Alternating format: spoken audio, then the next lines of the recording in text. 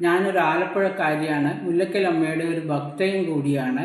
ഇന്ന് ഞാൻ പറയാൻ പോകുന്നത് മുല്ലക്കൽ അമ്മയെ പറ്റി ഞാൻ തന്നെ രചിച്ച ഒരു കവിതയെ പറ്റിയാണ്. ഈ കവിത ഞാൻ മുല്ലക്കൽ അമ്മയുടെ തൃപ്പാദങ്ങളിൽ കാണിക്കയായി അർപ്പിക്കുന്നു. കവിതയുടെ പേര് നിർമാല്യ ദർശനം.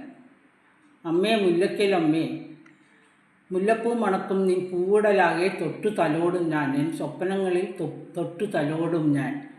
വൃശ്ചികപ്പുലരിതൻ നിർമാല്യ ദർശനം എന്നും കണി കാണും ഞാൻ, എൻ മനസ്സിൽ എന്നും കണി കാണും ഞാൻ. കളഭാഭിഷേകം കാണുമ്പോൾ എൻ്റെ കണ്ണുകൾ ഈറനണിയുന്നു, എന്തേ എൻ കണ്ണുകൾ ഈറനണിയുന്നു. കാർത്തിക തിരുനാളിൽ നിൻ തിരുമുറ്റമാകെ ദീപപ്രഭയിൽ തിളങ്ങുന്നു.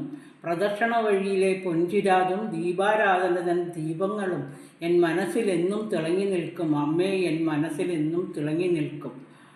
മുല്ലക്കലമ്മ തൻ ഗജരാജപുത്രനാം സീതാരാമൻ തൻ വികൃതികളും കുസൃതികളും ഒരിക്കലും മറക്കില്ല ഞങ്ങൾ. അമ്മയെ ഒരിക്കലും മറക്കില്ല ഞങ്ങൾ. മുല്ലക്കലമ്മ സഹായം. Thank you.